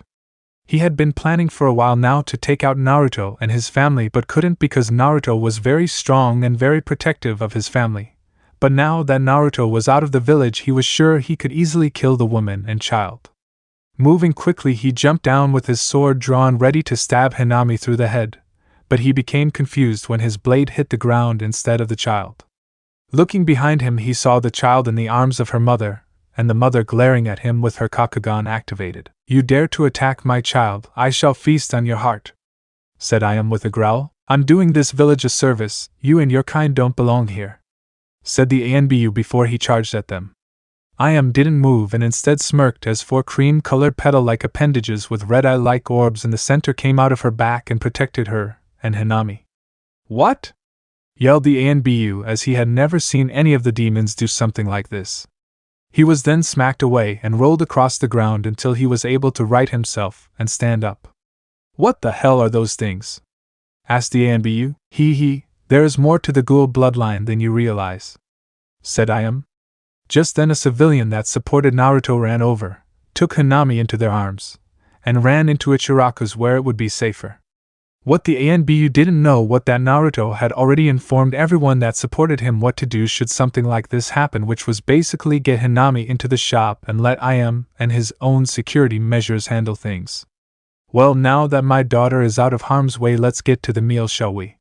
said Ayam before she charged at the ANBU that charged back at her. The ANBU kept swinging his sword at Ayam, but she kept using her Kagun to block his attacks, or she would simply shift her body to dodge him. Thanks to her training with Amuri, she was more than capable of keeping up with a sword user, especially since this guy was nowhere near as good as Amuri. The ANBU was becoming increasingly frustrated that he hadn't landed a single hit on Ayam yet. He was an ANBU, damn it, and she was a civilian. He should have killed her by now. His attacks suddenly stopped as he found Ayam's fist buried in his gut before she kicked him in the chest. He struggled to stand up as he saw Ayam slowly walking towards him with a smirk on her face. "Just give up already. I have a job to do and you're no match for me," said Ayam. "I figured trying to kill a demon on my own was foolish, but I had to try. Luckily I did bring backup just in case this happened," said the ANBU before giving a signal, and two more ANBUs showed up, one with a cheetah mask and one with a mantis mask. Then all three of them started going through the same hand seals, fire style, fireball jutsu. All three of the ANBU yelled at once as they each fired a fireball at Ayam, with their attacks combining into one huge fireball. Ayam didn't move and simply used her Kagun to surround herself in a protective shell and tank the fireball. Once the fire stopped, Ayam opened her Kagun, showing she was just fine. She wasn't even sweating. "Is that the best you have? That's very disappointing," said Ayam before she disappeared in a burst of speed and appeared behind the cheetah-masked ANBU. She sent her Kagun at the ANBU and it wrapped around him and started to squeeze him. "Aha!" screamed the ANBU as he started to feel his every bone in his body start to break. His screaming stopped when one of his ribs broke and punctured his heart. Ayam dropped his body without any care as she stared at the last two. "Cheetah, damn you be!" yelled Mantis before he stiffened up. Blood leaked out from under his mask, and he fell over dead. Standing behind him with an outstretched hand was a young woman about the same age as Naruto, with fair skin, waist-length dark blue hair, pale lavender eyes with no pupils, an athletic but feminine build, long legs, thick thighs, wide hips, narrow waist, a juicy ass, and large DD-cup breasts. For clothes she wore black kunoichi sandals, ankle-length dark blue pants, an open heavy lavender coat with white fur on the cuffs and around the collar showing off her flat stomach, a dark blue bikini top that struggled to contain her breasts, and a black choker around her neck. This young woman is Hinata Uchiha, and she has just killed the Mantis ANBU by exploding his heart. "Uchiha-sama." "Why?"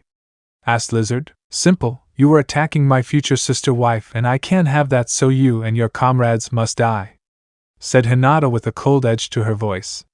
Hinata actually used to be a very shy little girl, but when she was around 5 years old she was saved from some bullies by Naruto. Ever since then she's greatly admired him and always tried to thank him, but she was so shy that she couldn't even bring herself to talk to him, so she followed him around and watched him using her Byakugan. She was actually there when he was killed and was so scared that she could do nothing but watch as he was tortured and killed. She almost broke then and there, but the next day saw that he was still alive but different. She went back to watching him and saw everything he was doing in the red light. She saw how he was kind to those that were kind to him and brutal to those that hated him. Him eating people did disturb her, but she overheard her father talking about how a bloodline he awoke made it so he couldn't eat human food and could only eat human flesh, so she didn't blame him for it. Seeing this caused a change in Hinata, as she vowed to be just like Naruto. She threw herself into her training and went from being a shy little girl that couldn't talk without stuttering and wore multiple layers of clothes to a confident young woman that wasn't afraid to show off her body and was desired by many men and some women. She was the sweetest girl to those she liked but completely brutal to those she didn't. Before the ANBU could say anything, Ayam shoved her hand into his chest and gripped his heart. "I told you I would feast on your heart," whispered Ayam before she roughly tore his heart out and then took a bite out of it.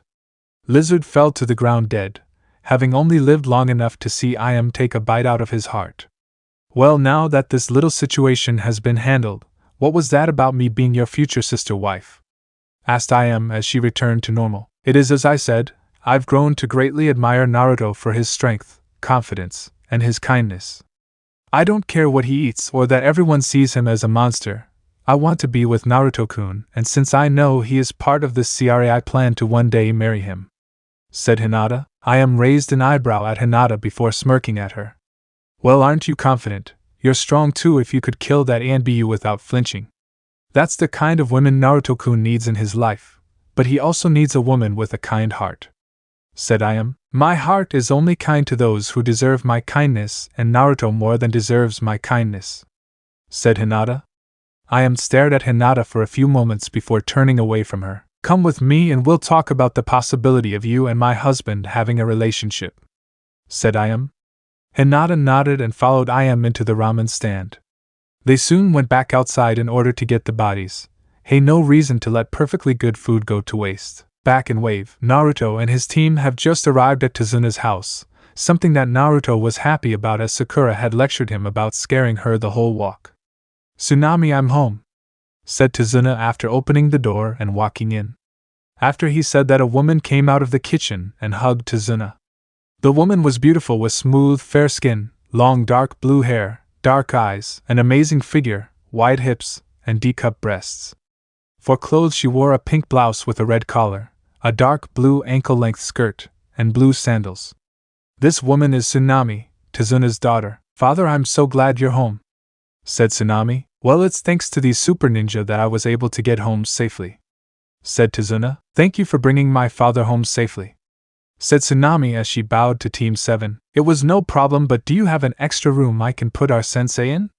asked Naruto. "Oh, of course, follow me," said Tsunami as she led Naruto to one of the open rooms. After putting Kakashi down, they went back downstairs and Naruto sat on the couch with Sakura while Sasuke sat on the other couch. "Alright, here is how things are gonna work. Sakura and Sasuke, I want the two of you to check around the house and make sure this place is safe, and I'll have some shadow clones set up a perimeter just in case someone tries to sneak in.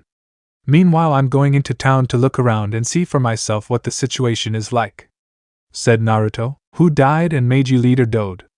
asked Sasuke. "You wanna fight me for the right to be leader?" asked Naruto. "Maybe I d-." Sasuke didn't get the chance to finish as Naruto quickly appeared in front of him and punched his lights out. "Don't challenge me, bitch. I'm way above your level," said Naruto. Naruto was then suddenly turned around by Sakura, who snatched his mask off and smashed her lips against his. He quickly returned the kiss and then pushed his tongue into her mouth while squeezing her ass. Sakura moaned deeply as she loved it when Naruto would play with her ass. Both of them completely forgot that Tsunami was still in the room. Said woman was currently blushing brightly as she couldn't take her eyes away from the young couple that was passionately making out in front of her. When Naruto and Sakura finally broke apart, Sakura's cheeks were bright red and she was breathing heavy. "That was for turning me on while you were fighting Zabuza and for being so hot when you knocked out Sasuke," said Sakura in a husky voice. "Well, thank you, but now you'll have to do what I asked on your own. Plus you did that in front of Tsunami-san," said Naruto. Sakura's face quickly became even redder out of embarrassment for having pretty much dry-humped her boyfriend in front of a complete stranger. "Sorry about that, Tsunami-san," said Naruto. Oh, no need to apologize, I was young once so I understand, said Tsunami. Please, Tsunami-san, from what I can see you're still a young and beautiful woman, and if anyone else tells you otherwise then they're either blind or stupid, said Naruto with a wink before he disappeared in a burst of speed to go check out the town. Tsunami blushed even more at Naruto's words as she moved a lock of her hair behind her right ear. My, he sure is a charmer, said Tsunami. Oh, that's nothing, you'll hear a lot more of that while we're here, said Sakura. And you're okay with that? Isn't he your boyfriend? Asked a confused Tsunami. Yes, he's my boyfriend, but there are special circumstances concerning him that I'm sure you'll find out about in time, said Sakura. This confused Tsunami even more, but she wrote it off as a ninja thing and left it alone with Naruto. Naruto had been jumping from rooftop to rooftop for a few minutes now, and he was pissed beyond belief. In just a couple of minutes it was easy to tell who were the native villagers and who were Gato's men.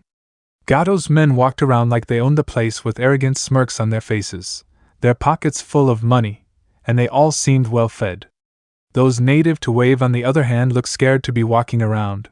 Most of them were flat broke and living on the street. Most of them looked like they were starving to death.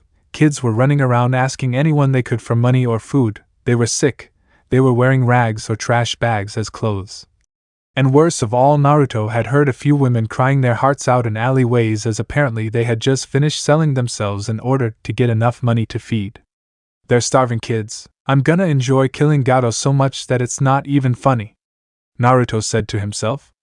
He wasn't going to stand for this. He had seen people in the red light suffer like this and had suffered like this himself for a time, and he wasn't going to allow a piece of shit like Gato to cause others to suffer like this. Nunu, leave my mommy alone! Screamed the voice of a young child. Naruto, hearing this, quickly took off towards where he heard the voice and was prepared to kill whoever he had to in order to stop whatever was going on. Down on the street, a young boy was being held at sword point by a man while his mother was being molested by another man right in front of him. The fact that this was being done in the middle of the street in front of everyone didn't matter, as the civilians were too scared to do anything to try and stop this. The woman was in tears as the disgusting man holding her had one hand down her pants fingering her, his other hand was under her shirt groping her breasts, and he was licking her neck. Hadn't she and her son suffered enough ever since Gato took over? Apparently not, since she was about to be raped in front of her son. What made it worse was that she knew calling out for help was pointless, as no one would do anything, so all she could do was cry. Well, what do we have here? Asked Naruto as he landed on the scene. Who the hell are you? Asked the man holding the boy.